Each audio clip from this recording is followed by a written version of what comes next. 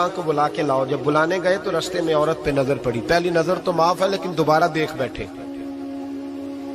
دوبارہ نظر پڑی تو پریشان ہو گئے. خیال آیا میں نے تو خیانت کی اپنے نبی پاک سے. حضور نے تو منع کیا یہ کام کرنے سے. اب واپس حضور کے پاس نہیں آئے, جنگل میں چلے گئے.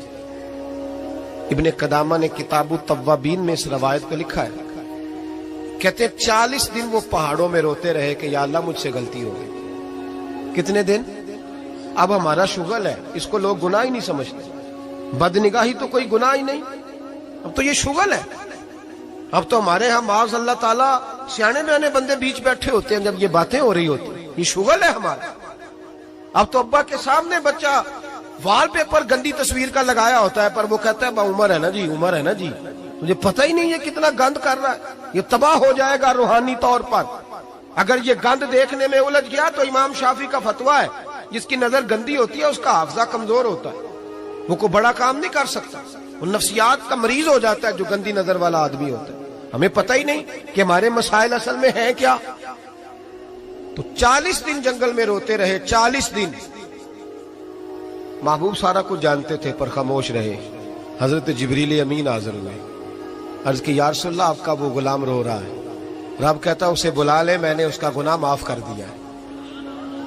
تو نبی پاک صلی اللہ علیہ وسلم نے حضرت مولا علی شیر خدا اور جناب سلمان فارسی کو بھیجا, فرمایا فلاں جگہ ہے لے آؤ. کہتے ہیں جب ہم گئے تو 2 پہاڑوں کے درمیان جناب سالبہ تڑپ کے رو رہے. ہمیں دیکھ کے اور روئے. کہنے لگے علی میرے بارے میں کوئی آیت تو نہیں نازل ہو گئی؟ تو کہا نہیں, چل حضور نے بلایا ہے. کہا اچھا حضور کہتے کیا تھے, فرماتے کیا تھے؟ کہا پتہ نہیں لیکن بلایا ہے. کہتے جب ہمارے ساتھ چلنے لگے مسجد نبوی قریب آئی تو کہنے لگے علی بہت بڑا گناہ کر بیٹھا ہوں, نظریں میلی ہو گئی, وضو نہیں آنکھوں کا, مجھے ڈائریکٹ نہ لے کے جاؤ حضور کے پاس. جب نبی پاک نماز کی نیت باندھ لینا پھر میں جاؤں گا, میں پیچھے کھڑا ہو جاؤں گا حضور کے. میری طبیعت میں حوصلہ نہیں. یہاں تو پتہ نہیں میں کس طرح عشق رسول کا دعویٰ کرتا ہوں ممبر پر بیٹھ کر, اور ہماری یہ میلاد آئے گا تو محفل میلاد میں اس طرح کے دعوے ہوں گے اسٹیج پر کہ علمان والحفیظ, پتہ نہیں کیا کیا لوگ کہہ دیں گے. پتہ نہیں ہم کیا ہے اور ہم کیا کہہ رہے ہیں. من آنم کے من دانم, پتہ ہی نہیں اور کتنا بڑا دعویٰ کر دیا. کہ میرے اندر طاقت نہیں سامنا کر دے. مولا علی فرماتے ہیں جب حضور نے مغرب کی نماز کی نیت باندھی تو انہوں نے بھی پیچھے نیت باندھ لی. اتفاق کی بات یہ کہ حضور نے پہلی رکعت میں سورہ انفطار پڑھنی شروع کر دی. اذا السماء انفطرت واذا الكواكب انتصرت واذا البحار فجرت. کہتے ہیں جب محبوب اس آیت پہ پہنچے نا کہ یا ایھا الانسان ما غرک بربک الکریم, اے انسان تجھے کس چیز نے دھوکے میں ڈال دیا, حالانکہ تیرا رب تو بڑا ہی کرم کرنے والا ہے. تو کس طرح کسی اور کے دھوکے میں بربک الکریم, اور ضمیر واحد ہے, میں تفسیر پہ نہیں جاتا. کہا تیرا اپنا رب, بربک کا تیرا اپنا رب, تیرا رب تو بڑا کریم ہے, تو پھر بھی کہیں اور چلا گیا. جب یہ آیت سنی تو پیچھے چیخ ماری, بے ہوش ہو کے گر گئے. گھر والے گھر لے گئے. نماز مکمل ہوئی تو حضور نے فرمایا کیا ہوا؟ عرض کی حضور وہ تو رو پڑے تھے, گھر لے گئے. محبوب پیچھے گئے تو بے سدھ پڑے, تیز بخار ہو گیا. نبی کریم سرہانے بیٹھے اور ان کی گردن کو اٹھا کر سر کو گود میں رکھا, اور جب بالوں میں دستے مبارک پھیرا تو آنکھیں کھول دی اور جھٹ سے اپنا سر زمین پہ رکھ کے کہنے لگے حضور میں اس قابل نہیں کہ آپ کی گود میں میرا سارا ہے, اس قابل نہیں, بڑا مجرم. تو محبوب نے فرمایا تجھے مبارک ہو, رب نے تجھے معاف کر دیا ہے, اللہ بھی راضی ہے, میں بھی راضی ہوں. اب حضور کے قدموں کے قریب آئے تو کہنے لگے حضور آپ راضی ہیں؟ کہا راضی ہوں. فرمایا پھر میرے لیے دعا کریں. بس یہ بات ہوئی تھی, انہوں نے کلمہ پڑھا تو روح پرواز کر گئی. پرواز میرے بھائی احساس پیدا کر. یاد رکھیں اگر روحانی زندگی صحیح نہیں نہ ہوگی, یاد رکھ لیں کسی کا کوئی نقصان نہیں. سارے سکون سے سو جائیں گے, آپ نہیں سو پائیں گے. اگر آپ کے ضمیر پہ بوجھ رہیں گے نا تو سارے لوگ رمضان میں 4 قرآن پاک ختم کریں گے, آپ 10 پارے بھی نہیں پڑھ پائیں گے.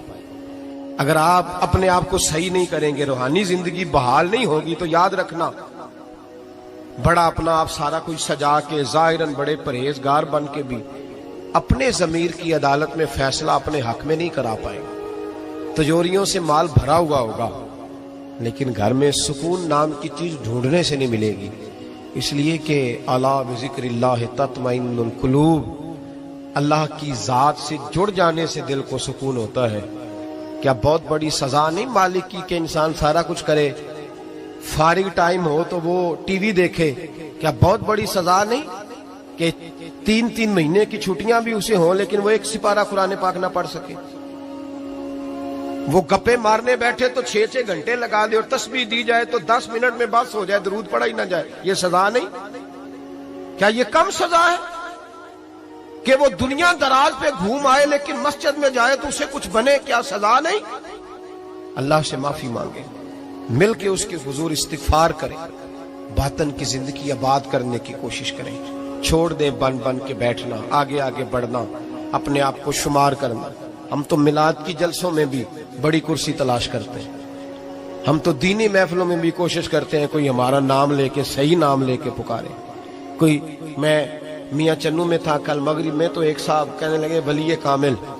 मैंने बाद में उनसे कहा कि आपको पता है मैं क्या हूँ? इतना बड़ा दावा मेरे हक में आइंदा ना आप करें। और मत समझे कि आप थोड़े अच्छे बुरे जुमले इस्तेमाल करेंगे तो मैं खुश हूँगा। मैं जो हूँ ना, मैं उसके अंदर बड़ा मुतमईन हूँ, मैं उससे आगे नहीं बढ़ना चाहता। पता सारा है सरदार नू कीतियां दा, पता सारा है सरदार नू कीतियां दा, इदा पर्दा चपाया ही तेरा भला होसी। वो बू अली सीना से, सुने जी सुने, बू अली सीना से किसी ने कहा था,